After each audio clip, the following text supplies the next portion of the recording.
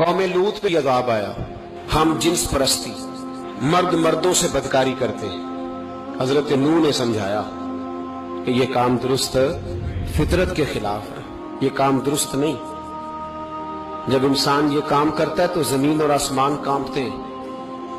اب میں کیسے کھول کے بتاؤں، میرے پاس اعداد و شمار ہیں کہ پاکستان کے اندر اس کام کی کیفیت کیا ہے اور کس طرح کر کے لوگ، میں تو رونا روتا رہتا ہوں داڑھی کا. لوگ کئی دفعہ کہتے ہیں حضرت صاحب پہلے بھی آئے تھے تو داڑھی کی بات، پھر بھی آئے تو داڑھی کی بات. تو میں رونا روتا ہوں، اس لیے روتا ہوں کہ جو کلین شیو نوجوان ہوتا ہے وہ امرد کے حکم میں ہے، اس پر وہی حکم لگتا ہے جو عورت پہ لگتا ہے. اس کے ساتھ مرد کا اٹھنا بیٹھنا اسی طرح ناجائز ہے جس طرح عورت کے ساتھ. حضرت جنید بغدادی رحمت اللہ تعالیٰ علیہ کے سامنے ایک شخص نے کہا وہ کتنا خوبصورت نوجوان جا رہا ہے، تو آپ فرمانے لگے تو حافظ قرآن نہیں کہا؟ ہاں. فرمانے لگے جا اپنے حفظ کی خیر بنا. وہ شخص کہتا ہے میں نے اس بغیر داڑھی والے کلین شیو نوجوان کو بری نظر سے دیکھا، مجھے قرآن پاک ہی بھول گیا، سارا قرآن پاک بھول گیا.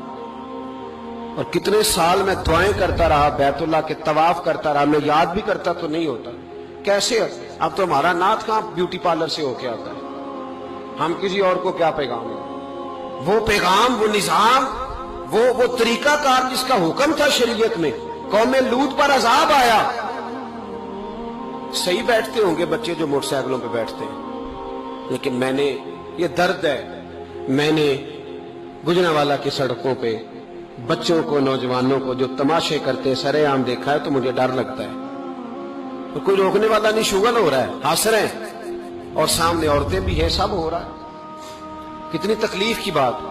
حضرت نوح کی قوم یہ کام کرتی تھی، قرآن پاک نے بیان کیا ہے. حضرت نوح نے سمجھایا، فرمایا رب کریم نے تمہیں اپنی خواہش پوری کرنے کے لیے جائز طریقہ عطا فرمایا، عورتوں سے نکاح کرو، اور اس نکاح کی برکت سے جو اللہ تمہیں اولاد دے گا اس کو اللہ تبارک و تعالیٰ تمہارے لیے باعث بخشش بھی فرمائے گا. لیکن جب قوم نہ مانی تو جو قوم لوط کا عمل کرے اس کا علاج قرآن نے بیان فرمایا کہ آسمان سے پتھر برسیں گے. پھر پتھر برسے اور جن کے بڑے بڑے اچھے دماغ تھے ان کے دماغ چکنا چور کر دیے گئے، تباہ کر دیے گئے. ان کے دماغ زمین پر بچھا